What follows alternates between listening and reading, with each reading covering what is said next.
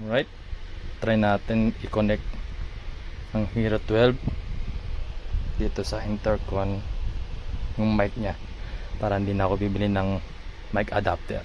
Try natin. Sabi ko sa YouTube, try natin. Down.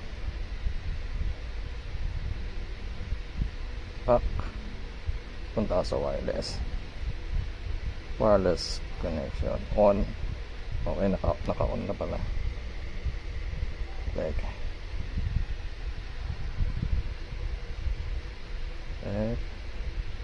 back, tapos device, tapos i-on natin tong intercom.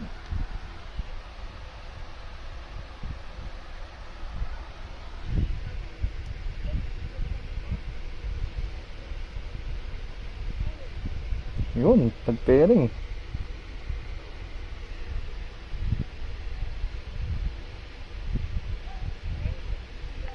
Check. Check.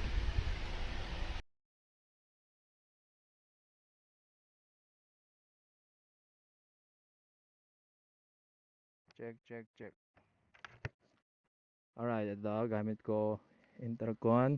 Nag-pairing naman siya sa ating Hero 12. Low, sound check. Sound check.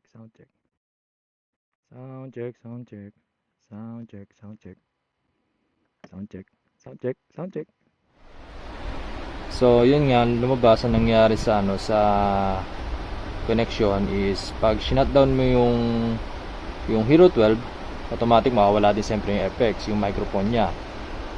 Then tapos pag tinurn on mo ulit yung GoPro, nag-footage ka ulit, yun nga lang, problema, i-connect mo siya manually yung microphone ng FX. Kaya parang useless din. Kailangan naka-open lagi yung GoPro mo. Yun lang.